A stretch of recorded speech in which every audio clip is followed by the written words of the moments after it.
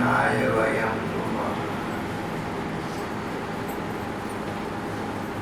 प्रहलाद जी के प्रसंग में भगवान नृसिंह के अवतार का चरित्र चल रहा है।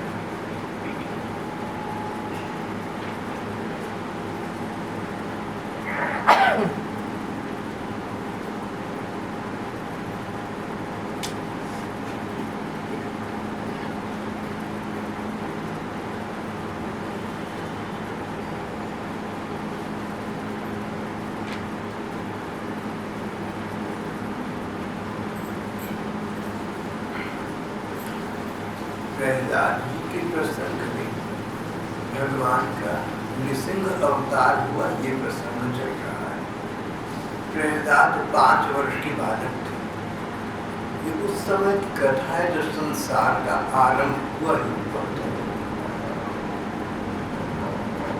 प्रहलाद के पिता हिरण्यकशिपु थे।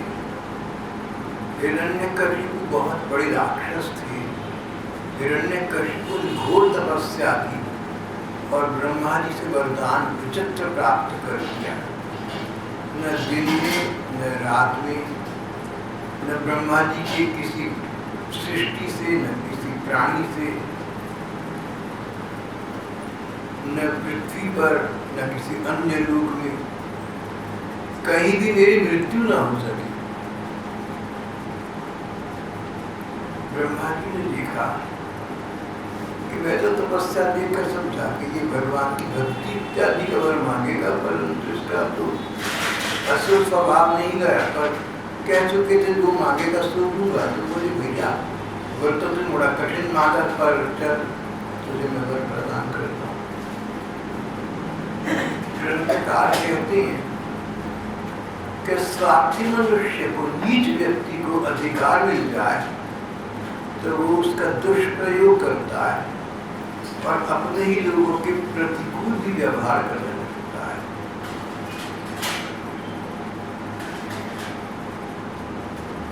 हिरण्यकशिपु ने वर के प्रताप से पृथ्वी पर विजय प्राप्त कर, पूरी पृथ्वी पर विजय प्राप्त कर, स्वर्ग पर विजय प्राप्त कर, देवताओं के राजा इंद्र को परास्त कर दिया, पाताल लोक पर विजय प्राप्त कर दी। और इस प्रकार हिरण्यकशिपु त्रिलोकी के मानो स्वामी बन गए। ब्रह्मा विष्णु महेश के अतिरिक्त उनका शासन अब सब स्थानों पर चल रहा है। इस प्रकार की निरंकुश सत्ता ने हिरण्यकशिपु को निरंकुश बना दिया।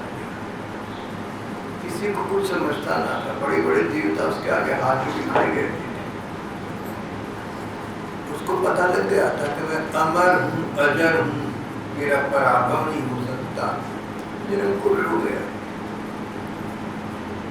उसी हिरण्यकशिपु का बालक 5 वर्ष के प्रहलाद जी पिता से विनती करती खूब भगवान ने अपनी जन्म से निष्ठा, श्रद्धा, अनुराग। एक बार प्रहलाद गुरुकुल में पढ़ रहे थे।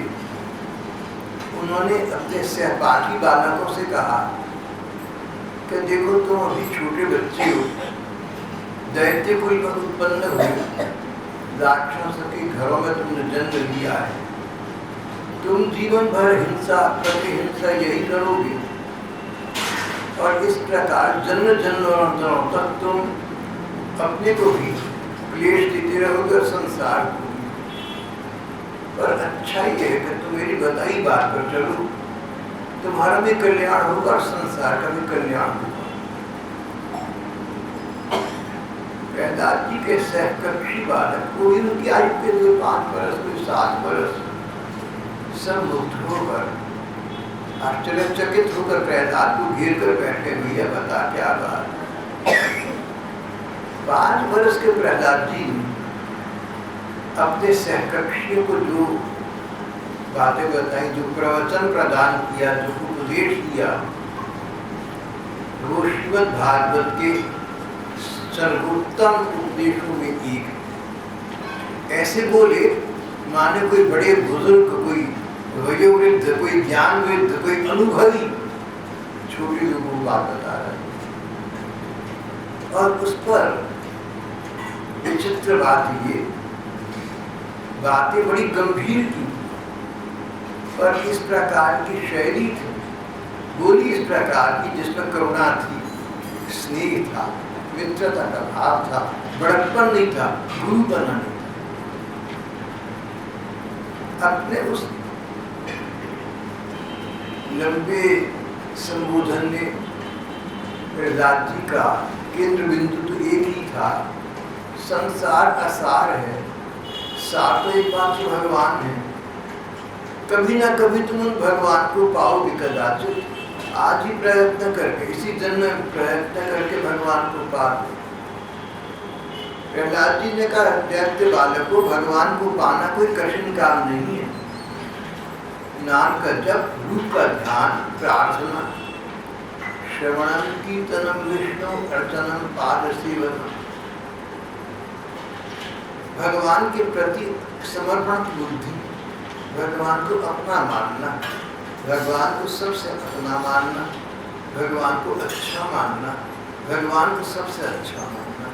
देखो, भगवान का प्रेम और संसार के सुख दुख, इनका आपस में कोई संबंध नहीं। प्रहलाद जी ने कहा कि संसार में जो सुख दुख आती हैं, ये न जाने पिछले कितने कितने कर्मों के फलस्वरूप आते हैं। हमारे हजारों लाखों करोड़ों जन्म हो चुके हैं, किस जन्म में किया गया कौन सा कर्म आज हमें फल देगा हमें कुछ नहीं पता, लेकिन जो भी जीवन में सुख और दुख आते हैं पूर्व कर्मों के फल से आते हैं चले जाते हैं, और ये क्रम चलता रहता। अगला जन्म फिर ये युग, पुनरपि जननम पुनरपि मरणम पुनरपि जननी जठरी शयनम, सब यही चलना है। अगले जन्म में कुछ क्या हो जाएगा? अगर इस जन्म में तुम भगवान की शरण ग्रहण नहीं करोगे तो अगला जन्म जीवन ऐसा ही होगा जैसा ही है। तुम इस बात का विचार करो और विचार करके अपने मन को भज गोविंदम भज गोविंदम गोविंदम भज गोविंदम, अपने मन को भगवान में रखें।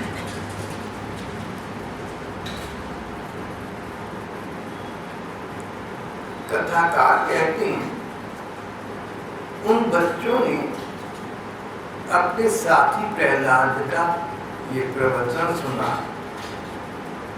बच्चे थे, भले ही राक्षसों के थे, लेकिन छोटे छोटे बच्चे, संसार के अच्छे बुरे कड़वे मीठे अनुभव तो उन्हें हुए नहीं थे, तो निर्दोष थे, भोले भाले थे, जो कहो सो सच होगा ऐसा मानते थे। प्रहलाद जी का प्रवचन सुनकर उन राक्षसों के बालकों ने उसी समय से निर्दोष होने का, उनकी बुद्धि में कोई दोष तो था नहीं, उनके मन में अपने पराई का भेद तो अभी तक आया नहीं था। उन बालकों ने प्रहलाद की बात पकड़ ली।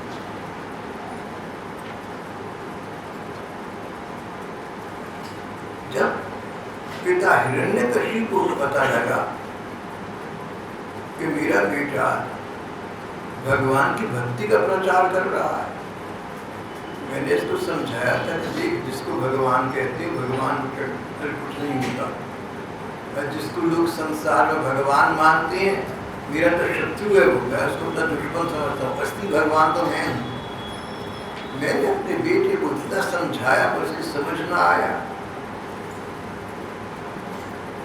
हिरण्यकशिपु ने सोचा, मैंने सोचा था कि शरीर के किसी अंग में घातक रोग हो जाए तो अपने ही शरीर के अपने ही उस अंग को कटवा देना उचित है, जिससे कि शेष शरीर में रोग का प्रभाव न हो। इसलिए मैंने इस बालक को मरवाने के लिए कि हमारी कुल में कलंक का काम न करे अनेक उपाय कराए, लेकिन न जाने कैसे बचता रहा। पागल हाथी से को चलवाया, ऊंचे पहाड़ से नीचे गिराया, जहरीले सांपों में इसको फेंक दिया था, काली कोठरी में बंद रखा, खाना नहीं दिया, न जाने क्या क्या उपचार किए, लेकिन ये बचता गया। बड़े बड़ों के हाथों इसका वध न हो सका। न जाने इसके पास ऐसी कौन सी चमत्कारी शक्ति है, जादू है, टूना है, क्या है, लेकिन मैंने तो देवताओं के राजा इंद्र को पराजित कर दिया। अब मैं अपने ऐश्वर्य का, अपनी बहादुरी का अपने हाथ प्रयोग करूंगा। भले ही मेरा बच्चा है तो क्या हुआ, है तो मेरा शत्रु, है तो मेरा विरोधी, अब मैं इसको अपने हाथों से नष्ट करूं। संसार तो बड़ा विचित्र है।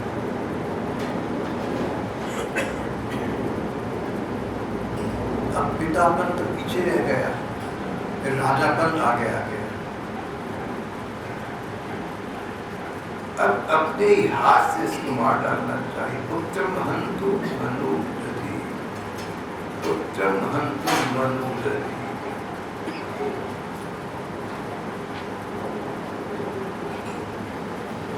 हिरण्यकशिपु ने बेटे को बड़ा भला बुरा कहा, क्रोध में भरकर बहुत डांटा फटकारा। अरे उद्धर बड़ा नीचे निकला, हमारे कुल के और बालकों को भी छोड़ना चाहता है, तेरी आज्ञा का उल्लंघन करता है। आज मैं तो यमराज के घर भेज कर कल चढ़ाता हूँ। अरे मूर्ख, सारे संसार के ब्रह्मांड के देवता मुझसे डरते हैं। बेवकूफ, तूने किसके बलबूते पर निडर होकर मेरी आज्ञा के विरुद्ध काम किया, तो भगवान की भक्ति का प्रचार किया जो तुझे मैंने किया था। प्रहलाद नम्रता से हाथ जोड़कर चुपचाप हिरण्यकशिपु के सामने खड़े हुए।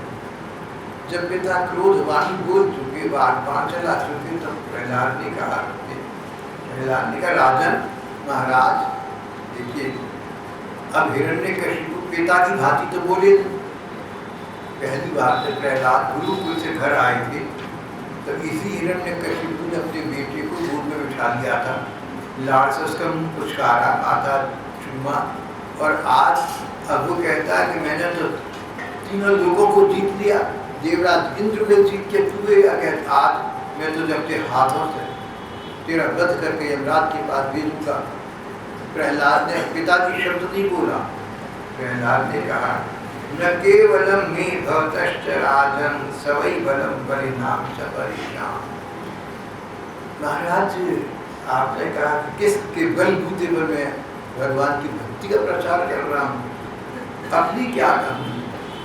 आपको सच कहता हूँ महाराज, मैं भी और आप भी भगवान की शक्ति से कुछ कर पा रहे हैं। अगर हमारे शरीर से भगवान का अंश निकल जाए, अगर हमारे शरीर से जीवात्मा निकल जाए जो परमात्मा का अंश है, तो जीव तो समाप्त हो जाता है। पिताजी, आप जो कुछ कर रहे हैं उस परमात्मा की शक्ति से कर रहे हैं। मैं जो कुछ कर रहा हूँ उसी भगवान की बलबूते पर कर रहा हूँ। अंतर ये है कि आप इस बात को समझ नहीं पा रहे हैं, मैं समझ पा रहा हूँ।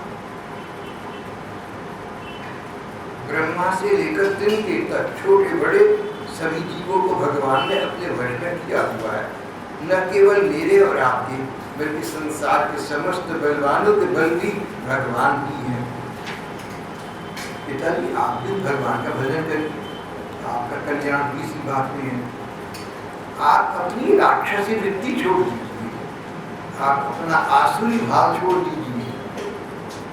राक्षस इसलिए बदनाम थे कि स्वार्थी होते थे, हिंसा बहुत करते थे, निर्दय थे, निशंस थे, आतंक फैलाते थे, धर्म कर्म को स्थान नहीं देते, संत भक्तों का अपमान करते, सारे गलत काम करते थे। पिताजी, आप अपना आसुर भाव छोड़ दीजिए।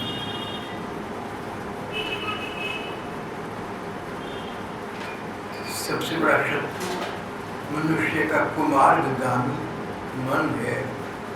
आदमी का शत्रु देवराज इंद्र नहीं है, देवता नहीं है, लोग नहीं है। शत्रु तो अपना मन है, जो भगवान का मार्ग न दिखाकर नरक का मार्ग दिखाए, स्वार्थ का मार्ग दिखाए। इस मन को नियंत्रण करना चाहिए।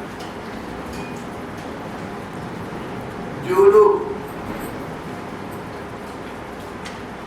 अपने मन रूपी शत्रु पर विजय नहीं प्राप्त करते, पर ऐसा मानने लगते हैं कि हमने 10 दिशाएं दी हुई है, वे ना समझ।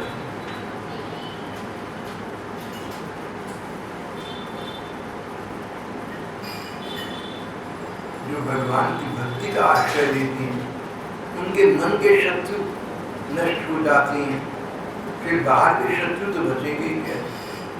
अगर भगवान की भक्ति का आश्रय लो तो जो विकार माने गए हैं, काम, क्रोध, मद, लोभ, मोह, मात्सर्य इत्यादि, मन से निकल जाती हैं। जैसे गिलास में पानी डालो तो हवा अपने आप बाहर निकल जाती है, इस प्रकार अपने मन को भगवान मनमोहन का मंदिर बना लो तो संसार के विकार तो अपने आप निकल जाएंगे। अगर मन के शत्रु निकल सकते हैं भगवान के नाम से, भगवान के भजन से, तो बाहरी शत्रु तो मन तो ही क्या रखते हैं, अपने आप समाप्त हो जाएंगे। प्रहलाद ने ये बात भोले भाव से कही, लेकिन पुरानी कहावत है, जहाँ गढ़ा वहाँ पानी। प्रहलाद ने कहा अगर मन पर विजय नहीं पाई तो चाहे 10 दिशाओं पर विजय पा ली, ना समझी रही। हिरण्यकशिपु ने इस वाक्य पर अपने ऊपर लागू किया, क्योंकि उसने 10 दिशाओं पर विजय प्राप्त कर ली। अरे मेरा 5 वर्ष का बेटा ब्रह्म ज्ञान लेकर मुझे ज्ञान प्रदान कर रहा है। बहुत क्रूर है। हिरण्यकशिपु ने कहा मंदबुद्धि, तेरी बहकने की भी अब हद हो गई। अब तो स्पष्ट लगता है तू बोलना चाहता है, जो बोलना चाहते वे ही ऐसी बेसिर बैल की बातें किया करते हैं। अरे अभागी, मेरे सिवा जो किसी और को जगत का स्वामी बता रहा है, सो देखो तो सही तेरे जगत का वो स्वामी कहाँ है। प्रहलाद जी ने कहा जगत के स्वामी सारी जगत में, ईशावास्यमिदं सर्वं यत्किंच जगत्याम जगत। भगवान तो अणु अणु में है, भगवान तो कण कण में व्याप्त है, भगवान तो सारे में है, बोला सर्वत्र है। तो पास में राजभवन में खंभा था, इस खंभे पे क्यों नहीं दिखाई देता तेरा विष्णु? तेरा भगवान अगर सारी में है तो इस खंभे में भी होगा, इस खंभे में तो नजर नहीं आता। प्रहलाद ने कहा पिताजी दृष्टि चाहिए ना, ऐनक चाहिए, इस खंभे में मुझे भगवान दिख रहे हैं। आप अपनी आसुरी भावना छोड़ दीजिए, आपको नहीं दिखेंगे। बहुत क्रोध आया बोला किस खंभे में तुझे भगवान दिख रहे हैं? इतने डीप क्यों आग रहा है? अभी अभी मैं तेरा सिर धड़ से अलग की देता हूँ, फिर एकदम तेरा भगवान जिस पर तुझे इतना भरोसा है कैसे तेरी रक्षा कर सकता है। इस प्रकार कहकर वो भयंकर राक्षस प्रहलाद जी को झिड़कियां देता रहा, सताता रहा। अंत में क्रोध के मारे अपने को रोक न सका, हाथ में खड़ग लेकर अपने सिंहासन से कूद पड़ा और जोर से उस खंभे पर घूसा मारा। देखना तेरे भगवान, तेरा तुझे भगवान की क्रिया ने खंभे में, तो मैंने घूसा मारा, तेरा भगवान खत्म।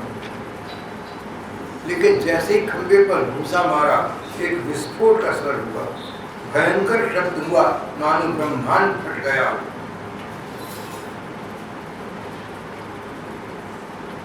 हिरण्यकशिपु प्रहलाद को मार डालने की बड़ी जोर से झपटा था,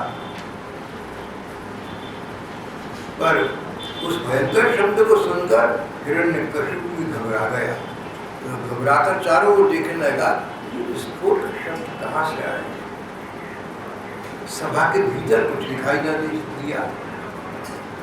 उस समय सत्यम विधातुम निजभित्यभाषितम्, सत्यम विधातुम निजभित्यभाषितम्।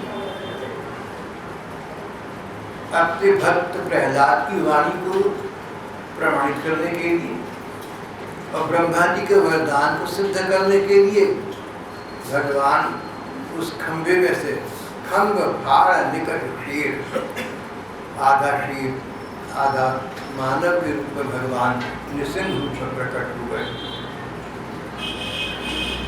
प्रहलाद ने कहा था इस खंभे में भी भगवान है, हिरण्यकशिपु माना नहीं था। भगवान ने अपने भक्त की बात को साबित करके पिता को दिखाया कि इसने ठीक कहा। ब्रह्मा जी ने कहा था कि तुम्हारा वध होगा तो किसी आयुध से नहीं हो सकेगा, किसी आम अस्त्र शस्त्र से नहीं होगा, किसी मनुष्य या देवता के द्वारा नहीं होगी। अब यहाँ पर भगवान ऐसे रूप में प्रकट हुए जिसको न मनुष्य कह सकती है, न देवता, न पशु, न पक्षी। ब्रह्मा जी के वरदान को उन्होंने प्रमाणित कर दिया। भगवान प्रकट हुए, उनका रूप न तो पूरा पूरा सिंह का था, न मनुष्य का था। जिस समय हिरण्यकशिपु शब्द करने वाले की ओर इधर उधर दिख रहा था, उसी समय खंभे के भीतर से निकलते हुए हिरण्यकशिपु ने एक अद्भुत प्राणी को देखा। ऊपर का आधा शरीर शेर जैसा है, नीचे का आधा शरीर मनुष्य जैसा है।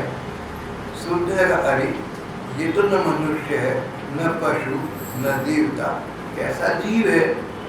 अंदर अनजानी मन को घबराहट हुई। ब्रह्मा जी ने कहा था, न तुझे कोई मनुष्य मार सकेगा, न कोई पशु मार सकेगा, न देवता मार सकेगा, ये तीनों में से नहीं है। ये तो अद्भुत रूप है, शायद जी ने मार दी। अपने मन का पाप अपने को ना बहुत कई बार कचोटने लगता है। जिस समय हिरण्यकशिपु इस उधेड़ में लगा हुआ था, उसी समय उसके बिल्कुल सामने भगवान नृसिंह रूप में, आधा नर आधा सिंह रूप में खड़े हो गए। भगवान का वह नृसिंह रूप बड़ा भयावना था। पीली पीली भयानक आंखें, छुरे की धार के समान तीखी जीभ, खुला हुआ मुंह पहाड़ की गुफा के समान, शरीर इतना विशाल कि नृसिंह भगवान का मस्तक स्वर्ग का स्पर्श, आकाश से ऊपर स्वर्ग का स्पर्श कर रहा था। गर्दन नाटी और मोटी थी, सफेद रोएं सारे शरीर पर चमक रही थी। चारों ओर सैकड़ों सैकड़ों भुजाएं फैली थी और नृसिंह भगवान की नख, उनके नाखून अस्त्र शस्त्र का आयुध का काम कर रहे थे। ये तो कहा गया है कि तुम अपनी जीभ को कैंची न बनाना। जैसे कैंची चलती है दूसरे को काटने का काम करती है, तो वो लोग बच्चों से कहते हैं अपनी जीभ को संभाल कर, अपनी जीभ को कैंची की तरह मत चलाओ, तो आग बाण मत बोलो। लेकिन नृसिंह भगवान की जिह्वा तो ऐसी थी, लंबी, जैसे बहुत बड़ी लंबी तलवार तीखी। और अब उनके आयुध थे, उनकी जीभ और हाथ नहीं, उनके आयुध से हाथों के अंगुलियों के नख, नाखून।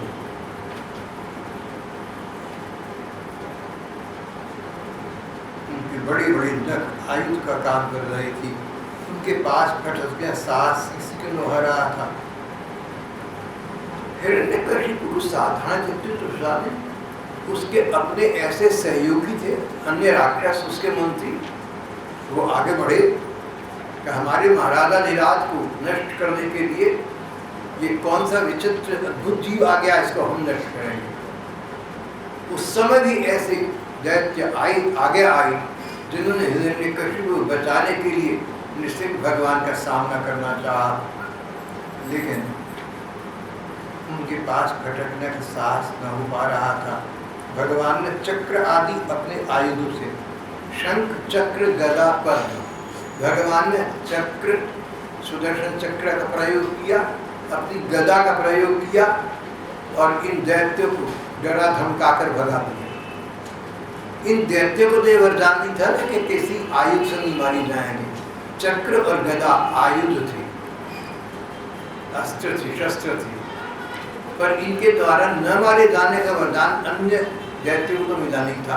इसलिए अन्य दैत्यों को जो बढ़ चढ़कर आगे बढ़कर आए कि हम हिरण्यकशिपु से क्या कम है, उनको तो भगवान ने अपने शंख और वज्र आदि से धमकाकर भगा दिया। एक प्रकार से भगवान ने प्रकारांतर से अभी भी हिरण्यकशिपु के एक अवसर दिया शंख चक्र गदा पद्म में विष्णु, मैं भगवान हूँ, चतुर्भुज ठाकुर में हूँ।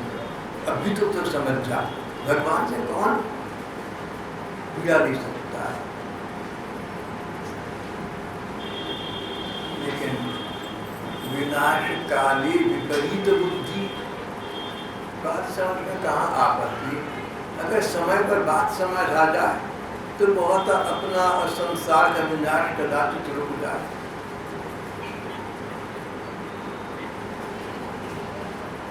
हिरण्यकशिपु सुनने लगा, हो ना हो, मुझे मारने के लिए भगवान विष्णु ने ही कोई माया का ये ढंग रचा है। फिर भी सोचा इसकी चाल से क्या होगा, मैं इसको अपने हाथों से समाप्त करूं। सिंहनाद करता हुआ, श्वेत गरजता हुआ राक्षस हिरण्यकशिपु हाथ में गदा लेकर नृसिंह भगवान पर टूट पड़ा। पर भगवान की तेज के भीतर जाकर वो लापता हो गया।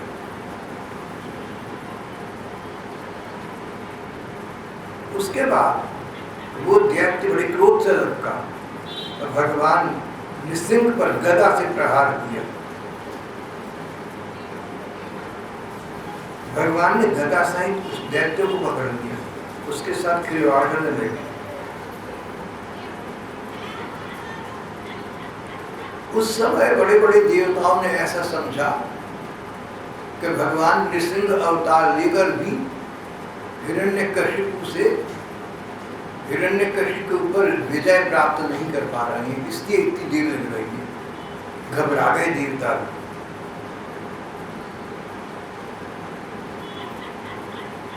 डर गए। हिरण्यकशिपु ने समझा कि नृसिंह ने मेरे बल से डरकर मुझे अपने हाथ से छोड़ दिया है, और वह युद्ध के लिए ढाल तलवार लेकर फिर उनकी ओर दौड़ पड़ा।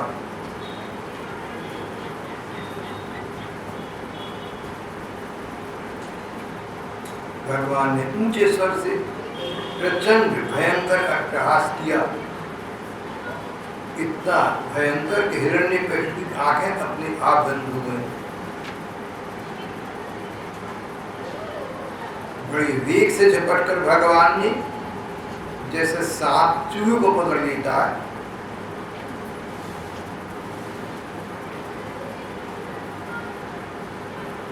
हिरण्यकशिपु को दबोच लिया। हिरण्यकशिपु उनके पंजे से निकलने के लिए जोरों से छटपटा रहा था। भगवान ने सभा के द्वार पर भिजाकर उसे अपने घुटनों पर रख दिया। ब्रह्मा जी का वरदान था, किसी स्थान के अंदर या बाहर तुम्हारी मृत्यु नहीं हो। राजभवन के अंदर मृत्यु कैसे हो, बाहर भी न हो सके। नृसिंह भगवान ने ब्रह्मा जी को वर को अगर चाहते तो निराकरण कर सकते थे, नहीं कर सकते थे, ऐसा नहीं। ब्रह्मा जी के वर को सिद्ध करने के लिए भगवान अंदर और बाहर के बीच की जो स्थान था, दहलीज थी, दरवाजे के बीच की थी, वहां उसको उठा कर ली गए और उसे अपने घुटनों पर रख दिया। खेल खेल से अपने नखों से उसे इस प्रकार फाड़ दिया जैसे गरुड़ सांप। उस समय भगवान को बहुत क्रोध आ रहा, क्रोध से भरी विकराल आंख की ओर देखा नहीं जा रहा था। वे अपनी लपलपाती जीभ से फैले हुए मुंह के दोनों कोने चाट रहे थे।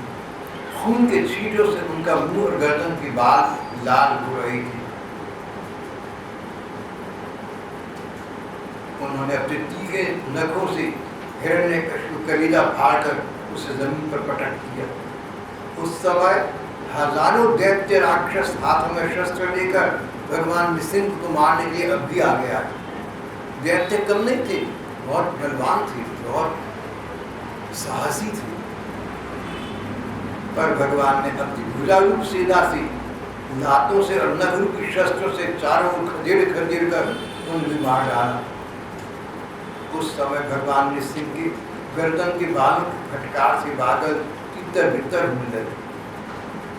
भगवान के श्वास के झटके से समुद्र में हलचल होने लगी। उनके क्षेत्र दहाड़ने से भयभीत होकर दिशाओं के देवता चिंगारने लगे, स्वर्ग डगमगा गया, मानो उनके पाप की धमक से भूकंप आ गया।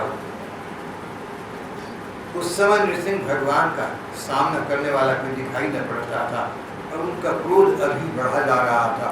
भगवान नृसिंह का क्रोध ये था कि मेरे भक्त इस छोटे से बच्चे को इतना कष्ट क्यों मिला, ये क्रोध था।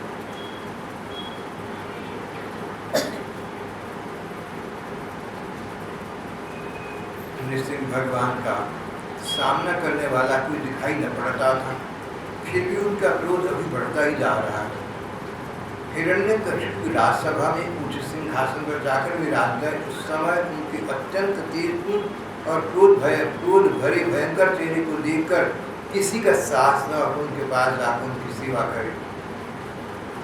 देवताओं का भी साहस न हो, ब्रह्मा जी का साहस न हो, पर जब स्वर्ग की देवियों को शुभ समाचार मिला कि स्वार्थ का मूर्तिमान स्वरूप हिरण्यकशिपु भगवान के हाथों उद्धार को प्राप्त कर गया, स्वर्ग की देवियों के चेहरे आनंद से खिल उठे। वे बार बार नृसिंह भगवान पर ऊपर से आकाश से फूलों की वर्षा करने लगे। आकाश में विमानों से आए हुए भगवान के दर्शनार्थी देवताओं की अब भीड़ लग गई, ढोल और नगाड़े बजने लगी, गंधर्व राग गान करने लगी, अप्सराएं नृत्य करने लगी। उसी समय ब्रह्मा जी, शिव जी, इंद्र आदि देवता, ऋषि, मुनि, भगवान के अनेक भक्तगण उनके पास आए। उन लोगों ने सिर पर अंजलि बांधकर सिंहासन पर विराजमान तेजस्वी नृसिंह भगवान की थोड़ी दूर से अलग अलग स्तुति। देखो, अगर हम क्रोध करें तो लोग हमसे, हमारे अपने लोग हमसे थोड़ा दूर रहेंगे। ये क्रोध की बड़ी महिमा है। क्रोध की ये महिमा है कि अगर हम किसी पर भी क्रोध करेंगे तो हमारे अपने लोग हमारे समीप आके डरेंगे। नृसिंह भगवान है, उनके क्रोध से किसी की हानि नहीं हो सकती, पर क्रोध ऐसी चीज के नृसिंह भगवान, अगर भगवान भी क्रोध करेंगे तो भगवान के अपने भक्तगण भी थोड़ी दूर खड़े होकर उनके हाथ जोड़कर स्तुति करेंगे। उनका रुख देख रहे थे, भैया रुख इनका क्या कह रहा है, हमसे प्रसन्न होता है, हमसे भी तो नहीं होगा। अरे क्रोधी का क्या पता क्या अपना उसे क्रोध हो जाए, क्रोधी का क्रोध नहीं।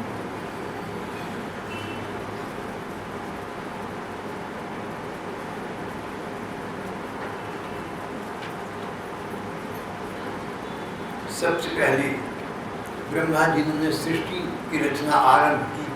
ब्रह्मा जी ने भगवान नृसिंह की स्तुति की। नृसिंह भगवान पर कोई प्रभाव न पड़ा, ऐसे बैठे रहे, मानो कुछ सुना ही ना। उनके मन में क्रोध था। इस ब्रह्मा ने वर दिया था, न दिन में न रात को, न अंदर न बाहर, न प्राणी से, न अचर से, न सचर से। ब्रह्मा जी बिना सोचे समझे वरदान क्यों दे देते?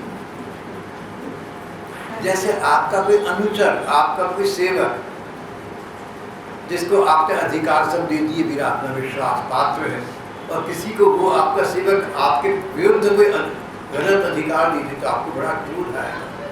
ब्रह्मा जी तो भगवान के सेवक है, ब्रह्मा जी को सृष्टि करने की आज्ञा भगवान ने दी थी। उन ब्रह्मा जी ने एक दैत्य को ये वरदान दे दिया कि अंदर बाहर भीतर इत्यादि मृत्यु नहीं।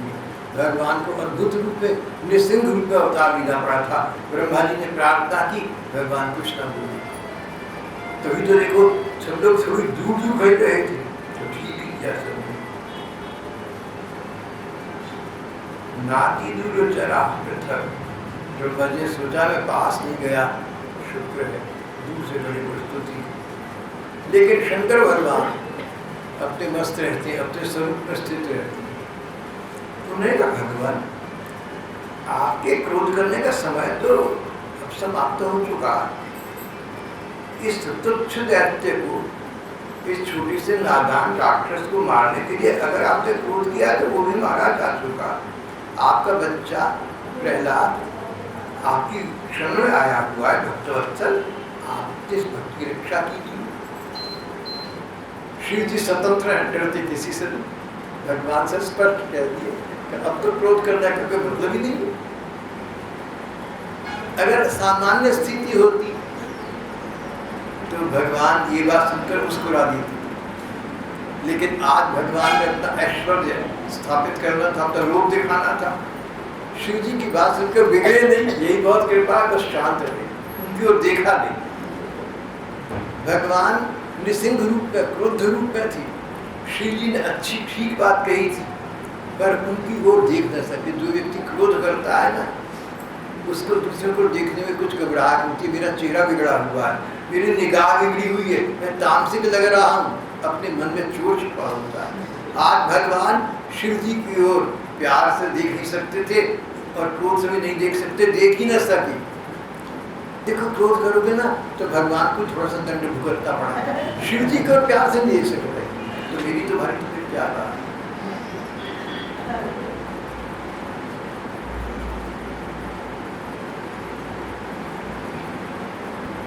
भगवान नृसिंह ने क्रोध किया, उनका चेहरा, उनकी निगाह डरावनी हो गई। हम क्रोध करेंगे तो सोचो कहाँ चले जाएंगे। सर्व सौंदर्य संपन्न भगवान का चेहरा बिगड़ गया, तो हम तुम जब क्रोध करते होंगे तो हमारे आसपास वालों को कैसा लगता है, सोच कर देखो।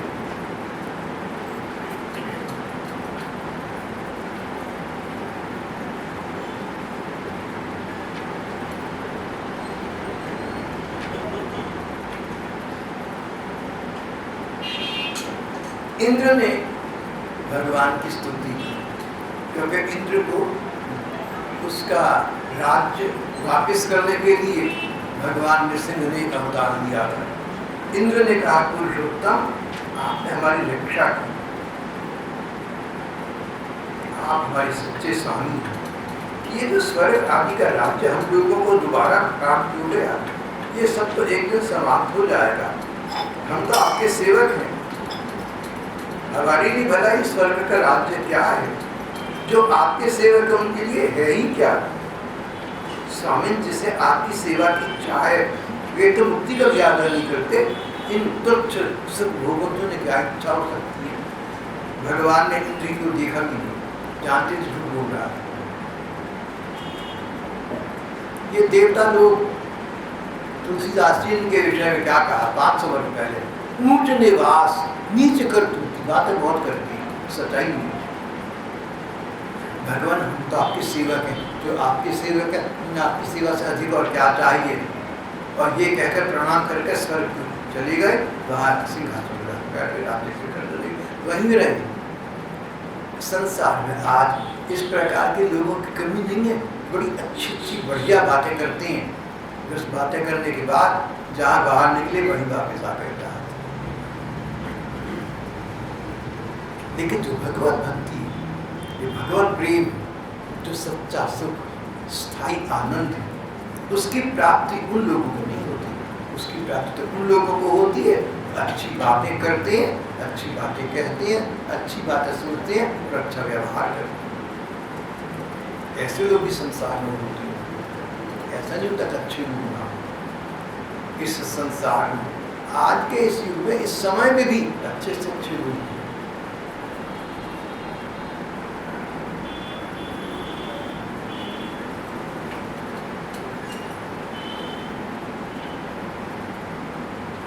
जिन लोगों को संसार के सुख भोगों की कामना है और जिनके लिए संसार के सुख भोग सर्वोपरि हैं, वो सच झूठ कुछ भी बोल सकते हैं, क्योंकि उन्हें तो सुख भोग चाहिए।